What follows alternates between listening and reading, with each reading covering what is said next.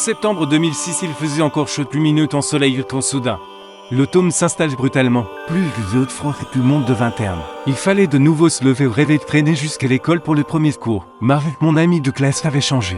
C'était un gars ordinaire, aussi farceur que les autres. Il avait des notes moyennes, adorait jouer au foot, s'intéressait aux jeux vidéo.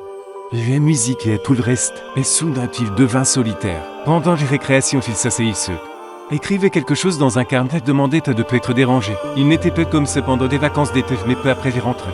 Il s'enferme lui-même, vu bien qu'il ne travaillait pas particulièrement. Il allait à l'école pour le fort et parfois sécher les cours. Bizarre et très bizarre. J'ai commencé à discuter avec d'autres élèves et j'ai entendu toutes sortes de rumeurs stupides.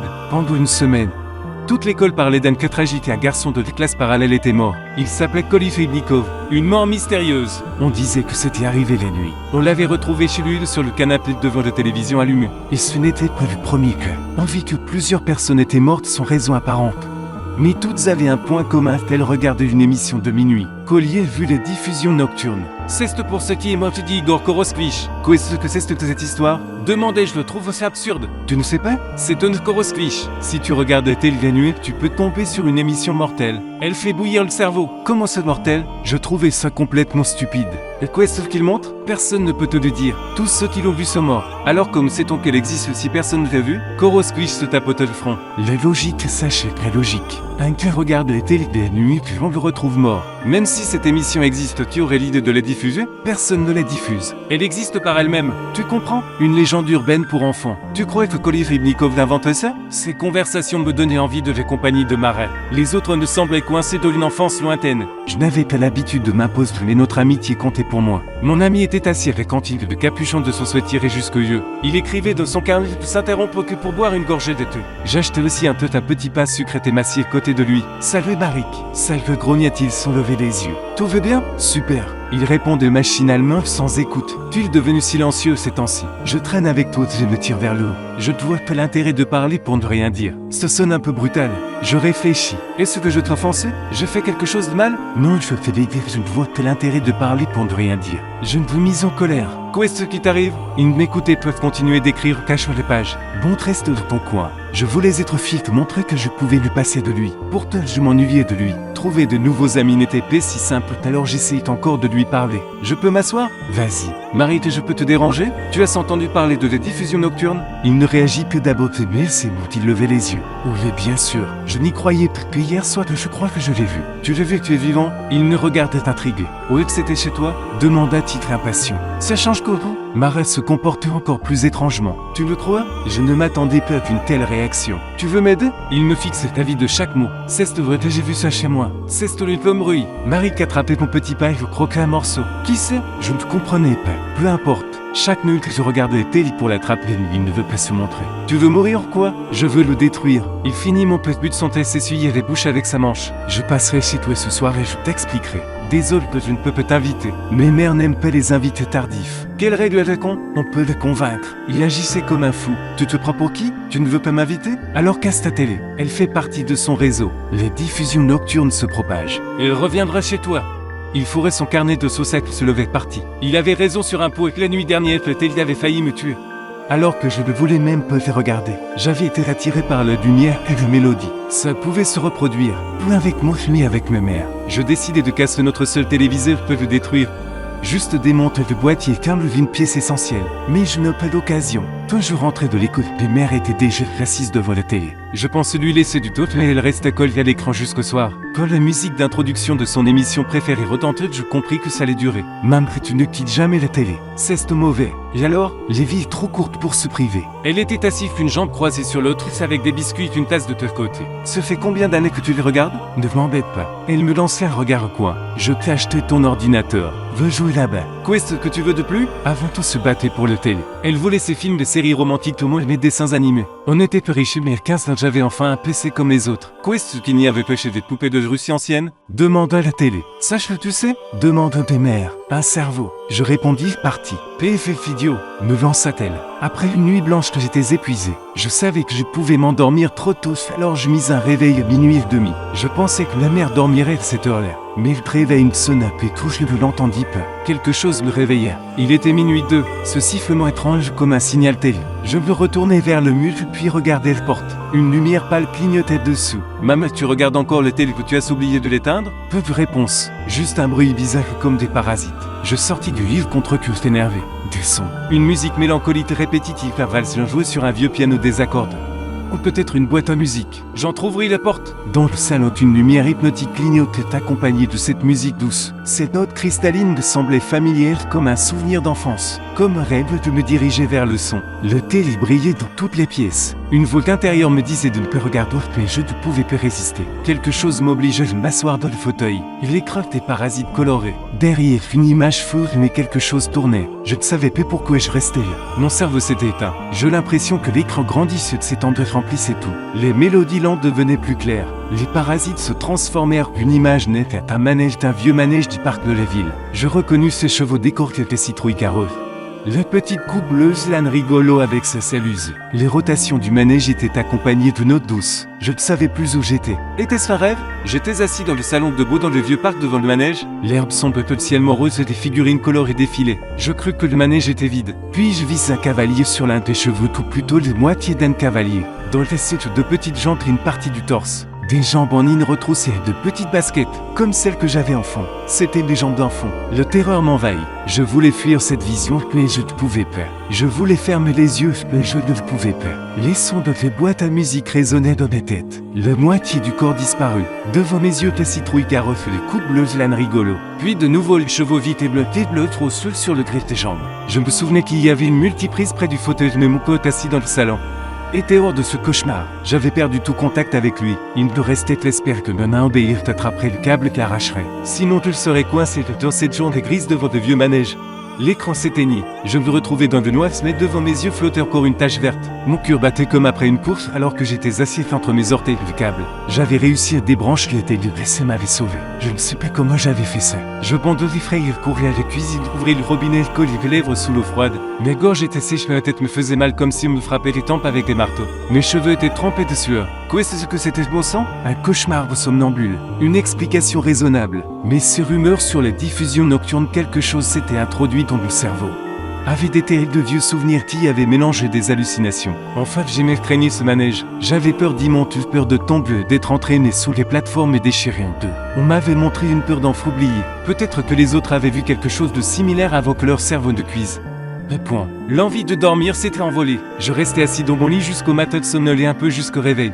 Me préparer à partir à l'école. J'avais hâte de raconter ça à quelqu'un, mais les autres pourraient dire que j'inventais pour attirer l'attention. Je choisissais celui qui m'écouterait sans émotion, même avec indifférence marique. Elle m'y dit qu'il était et elle continue avec son truc comme d'habitude.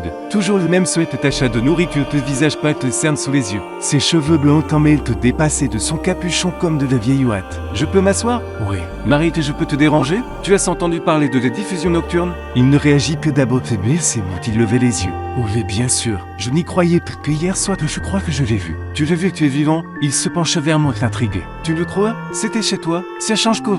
Marie devint encore plus étrange. Tu veux m'aider? Il écoutait chaque mot avec avidité. C'est vrai, je l'ai vu chez moi. C'est le pomme bruit. Il attrapait mon petit pain et je croquais un morceau. Qui c'est? Je ne comprenais pas. Peu importe. Chaque minute, je regardais Terry pour l'attraper, mais il ne veut pas se montrer. Tu veux mourir quoi? Je veux le détruire. Il finit mon petit but sans s'essuyer les bouches avec sa manche. Je passerai chez toi ce soir et je t'expliquerai. Désolé que je ne peux pas t'inviter. Mes mères n'aiment pas les invités tardifs. Quelle règle avait-on? On peut le convaincre. Il agissait comme un fou. Tu te prends pour qui? Tu ne veux pas m'inviter? Alors casse ta télé. Elle fait partie de son réseau. Les diffusions nocturnes se propagent. Il reviendra chez toi. Il fourrait son carnet de saucettes se levait parti. Il avait raison sur un pot et que la nuit dernière, le télé avait failli me tuer. Ça pouvait se reproduire. Peu avec moi, ni avec ma mère. Je décidai de casser notre téléviseur, peut le détruire.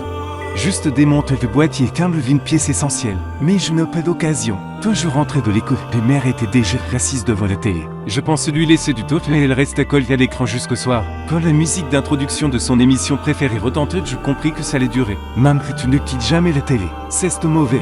Et alors? Les vies trop courtes pour se priver. Elle était assise, une jambe croisée sur l'autre, avec des biscuits et une tasse de tous côtés. Ça fait combien d'années que tu les regardes? Ne m'embête pas. Elle me lançait un regard au coin. Je t'ai acheté ton ordinateur. Veux jouer là-bas. Qu'est-ce que tu veux de plus? Avant tout se battait pour le télé. Elle voulait ses films de séries romantiques, tout moins mes dessins animés. Qu'est-ce qu'il n'y avait pas chez des poupées de Russie ancienne? Demanda la télé. Sache-le, tu sais? Demande des mères. Un cerveau. Je répondis parti. PFF idiot, me lança-t-elle. Après une nuit blanche que j'étais épuisé. Je savais que je pouvais m'endormir trop tôt, alors je mis un réveil à minuit et demi. Je pensais que la mère dormirait à cette heure-là. Mais le réveil sonna et tout, je ne l'entendis pas. Quelque chose le réveilla. Il était minuit 2, ce sifflement étrange comme un signal télé. Je me retournai vers le mur puis regardai la porte. Une lumière pâle clignotait dessous. Maman, tu regardes encore le télé que tu as oublié de l'éteindre? Peu de réponse, juste un bruit bizarre comme des parasites. Je sortis du lit contre cœur énervé. Des sons. Une musique mélancolique répétitive à valse jouée sur un vieux piano désaccordé. J'entr'ouvris la porte. Dans le salon, une lumière hypnotique clignotait accompagnée de cette musique douce. Cette note cristalline me semblait familière comme un souvenir d'enfance. Comme un rêve, je me dirigeais vers le son. Le télé brillait dans toutes les pièces. Une voix intérieure me disait de ne pas regarder, mais je ne pouvais pas résister. Quelque chose m'obligeait à m'asseoir dans le fauteuil. L'écran des parasites colorés. Derrière, une image floue, mais quelque chose tournait. Je ne savais pas pourquoi je restais là. Mon cerveau s'était éteint. J'ai l'impression que l'écran grandissait, s'étendait, remplissait tout. Les mélodies lentes devenaient plus claires. Les parasites se transformèrent, une image nette, un manège, un vieux manège du parc de la ville. Je reconnus ces chevaux décortiqués des citrouilles carrosses. La petite coupe bleuse l'âne rigolo avec sa selle usée. Les rotations du manège étaient accompagnées de notes douces. Je ne savais plus où j'étais. Était-ce un rêve? J'étais assis dans le salon debout dans le vieux parc devant le manège. L'herbe sombre peu de ciel morose et des figurines colorées défilaient. Je crus que le manège était vide. Puis je vis un cavalier sur l'un des chevaux, tout plutôt la moitié d'un cavalier. Dans le site de petites jambes et une partie du torse. Des jambes en ligne retroussées et de petites baskets, comme celles que j'avais enfant. C'étaient des jambes d'enfant. Le terreur m'envahit. Je voulais fuir cette vision, mais je ne pouvais pas. Je voulais fermer les yeux, mais je ne pouvais pas. Les sons de ces boîtes à musique résonnaient dans mes têtes. La moitié du corps disparut. Devant mes yeux, les citrouilles carrosses, les coupes bleues, l'âne rigolo. Puis de nouveau les chevaux vite et bleus trop seuls sur le greffe des jambes. Je me souvenais qu'il y avait une multiprise près du fauteuil de mon pote assis dans le salon.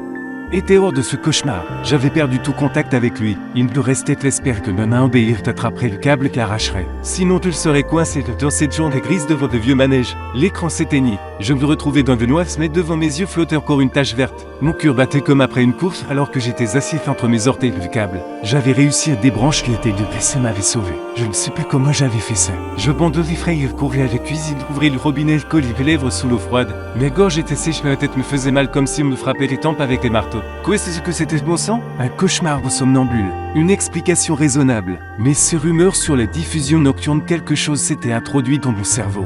Avait des terribles de vieux souvenirs qui avaient mélangé des hallucinations. La nuit suivante, je ne pouvais pas dormir. Je savais que ça pouvait se reproduire. Plus avec moi, ni avec ma mère. Je décidai de casser le téléviseur, mais je n'ai pas l'occasion. Rentrant de l'école, mes mères étaient déjà devant la télé. Je pense à tant d'autres qu'elle reste scotchée jusqu'au soir. Quand la musique de son émission préférée retentit, je compris que ça allait durer. Maman, tu ne quittes jamais la télé. C'est mauvais. Et alors, elle me lançait un regard au coin. Je t'ai acheté ton ordinateur. Veux jouer là-bas. Je ne pouvais pas attendre minuit. Je m'endormis malgré moutre, mais quelque chose me réveilla. Il était minuit 2, ce sifflement. Plein de musique, juste des clignotements sous la porte. Je me retournai, me couvris la tête avec l'oreiller. Maman, et si elle était encore là? Malheureusement, j'avais raison. Je ne sais pas si elle était restée jusqu'à minuit ou si elle y était retournée. J'ouvris la porte au grain et Lévi s'assise dans le fauteuil devant l'écran qui clignotait. Sa tête était penchée sur le côté, les bouches tordues. De la bave moussée sur ses lèvres et de ses yeux tournoyés comme fous. Les diffusions nocturnes le tuaient. Maman, tu m'entends? Peu importe combien je le secouais, elle ne réagissait pas, mais son cœur battait. Ce fut une nuit terrible. Les secours mettaient trop de temps. Mais grand-mère ne répondait pas au téléphone. Elle dormait profondément et n'entendait rien. Enfin, un médecin arrivait. Il le ranima rapidement, les mettant sur le côté. Elle ouvrit les yeux, mais le dirige fixant le vide. Au lève à l'hôpital. Je restais seul. Je voulais casser la télé avec un marteau. Une main s'arrêtait à la dernière seconde. Peut-être valait-il mieux appeler Marik? Il savait quelque chose de ce phénomène qui pouvait peut-être l'éliminer pour de bon. Le matin, après avoir prévenu mes grands-mères, je partis à l'école, mais Marik n'était pas là. Il ne répondait pas aux appels, aux messages. Et s'il lui était arrivé quelque chose? Il disait qu'il essayait d'attraper les diffusions nocturnes chaque nuit. Peut-être que ce s'était mal terminé pour lui. Incapable de gérer le sujet que je séchais les 2 derniers cours, tu te rendis directement chez lui. Le chemin de grand-mère m'appelait. Elle avait enfin appris d'utiliser le téléphone portable qu'on lui avait offert. Sache que je suis allé à l'hôpital voir ta mère. Elle criait dans le combiné, craignant que je ne l'entende pas. Comment va-t-elle? C'est vrai. Et elle parle? Elle ne dit rien, ne veut pas parler. Elle répondait que tout allait bien, mais elle semblait brisée. Je comprenais pourquoi. Elle aussi avait dû voir quelque chose d'horrible. Les diffusions nocturnes ressemblent à un cauchemar dont on ne peut plus s'échapper. Elle veut se rétablir. Tu veux que je vienne dormir chez toi ce soir? Non, je ne suis plus un enfant. Comme tu veux. J'étais déjà arrivé chez Marik. Je composais le numéro de son appartement sur l'interphone. Oui, c'était bien sa voix. Salut Marik, c'est Sacha. Pourquoi tu n'étais pas à l'école? J'ai séché. Il avait besoin de dormir, répondit-il calmement, puis appuyait sur le bouton pour ouvrir la porte. C'était une invitation, j'entrais. Je monte au 2e étage. Marik était dans l'embrasure de la porte. Il avait l'air épuisé, tes cheveux bataillent. Tu viens pour quelque chose? Oui, ce soir je ne reçois personne. Mais tu peux entrer. Tu as vraiment un plan pour détruire cette chose? Oui. Et tu veux m'aider? Il me fit signe d'entrer. Je ne suis pas sûr de vouloir, tu m'aideras? Il insista. Dans la mesure du possible. Sa chambre ressemblait à une décharge. Des vêtements entassés dans un coin, un drap de boule sur le lit, des déchets par terre. Un sachet de chips et des bouteilles de soda. Au centre, 3 téléviseurs. Un énorme ruban de suite par terre dessus. Un petit fenêtre, un vieux téléviseur noir et bleu Vunost et 406 jours. Je l'imaginais la silhouette nuée de fixer les 3 écrans. Il était fou, savait ce qu'il faisait. Tu serais la paix. On ira chez toi. Tu t'assoiras et tu regarderas la télé jusqu'à ce qu'elle s'allume. Et ce moment, je couperai le câble. Le piège se refermera. Et je le tuerai. J'ai un peu peur. Tu sais ce qu'on fait? Il s'approcha. Ses yeux gris brillaient comme de l'arche polie. Il me pointa du doigt. On arrête une invasion silencieuse. Ce n'est que juste un phénomène, c'est une créature vivante et pète notre monde. Elle étudie l'humain de l'intérieur pour nous ressembler. Si on ne l'arrête, elle se propageant partout comme un virus. Elle? Il y en a plusieurs? Beaucoup. Il fallait le tuer. Je voulais lui demander ce qui lui était arrivé et d'où il tenait ces informations. Mais j'avais peur d'être déçu. Je voulais croire qu'il savait plus que les autres. Qui était-il devenu? Un chasseur de fantômes. Il semblait avoir perdu ses capacités de réagir émotionnellement. Je lui racontais ce qui était arrivé de ma mère. Elle s'en remettrait? Demandai-je. Si elle est survécue, tout irait bien. On passait presque toute la soirée en silence. Mes tâches étaient de rester assis pour le fauteuil face à la télé. Il m'expliquait ce qu'il comptait faire. Il prit un cercle de saucisson de Cracovie de mon frigo et en arracha un morceau avec les dents. Assis sur la pile de la fenêtre, la lampe était allumée. Je voyais mon reflet de l'écran éteint. J'entendais Marik mâcher bruyamment derrière moi. Soudain, la lampe se mit à clignoter. Maintenant, ce furent ces derniers plans avant que je ne sois aspiré dans le cauchemar. L'image me frappait directement au cerveau. Je me retrouvais dans le parc de la ville. Devant le vieux manège qui tournait le son d'une boîte à musique désaccordée. Les chevaux figés dans des poses de course défilaient devant mes yeux. Derrière, les citrouilles carrefour, le couple bleu flâne rigolo. Je tournais la tête mais ne vis pas des chambres. L'au-dessus c'était le parc, un wagon de miroir déformé, un stand de barre de papier. Au-dessus, pas de plafond mais un ciel nuageux. Sous des piles de l'herbe verte fonce le gorgé de pluie. Mes baskets étaient trempées. De petites mains scintillaient. Se sentaient les plus de sucre brûle. Mais ils étaient au fouet. L'air humide me glaçait la peau. Je devais monter sur le manège mais j'avais peur d'être aspiré dessus. L'air vibrait parfois de parasites. L'image se brisait une seconde puis redevenait nette. Les valses lentes bouclaient sur les mêmes notes. Mes têtes me faisaient mal. Je mourrais, j'étais déjà mort. Les diffusions nocturnes m'avaient englouti. Marik, je criais d'une voix d'enfant. Sors-moi de là. Les mots se dissipèrent dans l'espace réduit à murmure. Cette réalité semblait m'ordonner de terre. Le manège tournait et tournait. Les parasites se concentrèrent en un point devant mon te prenant peu une forme. Finalement, une silhouette se dessine, un homme fait de parasites télévisuels. Son image instable me faisait mal aux yeux. Marik avait raison. Les diffusions nocturnes étaient une créature vivante. L'homme ruit. Une main tremblante, noire et blanche se tendit vers mon visage. Des doigts font viser mes yeux. Peut-être voulait-il entrer dans des têtes. À coup sec retentait suivi d'un bruit de verre brisé. Tout disparut. C'était le mort. Pourtant, le cœur battait encore. Mes poumons respirent, mais mes têtes me faisaient un mal de chien. Un déclic. La lampe s'alluma. J'étais assis dans le fauteuil. Devant moi, la tête était brisée. Un liquide épais sombre coulait de l'écran. Je ne savais pas ce que c'était. Marik était-il qu'il souriait. Ça marchait? Demandai-je, t'épuisais? Oui. L'homme brûlé est mort. Merci pour ton aide et ton service. Je tentais de me lever mais je n'y arrivais pas. J'avais l'impression d'avoir déchargé 3 wagons. Tu veux vraiment aider? Il me regarda sérieusement. J'ai du travail pour toi. Il faut que je réfléchisse. Je compris que j'avais parlé trop vite. De quoi voulait-il m'engager? Il était traqué ces créatures. Ce n'était pas une occupation sûre.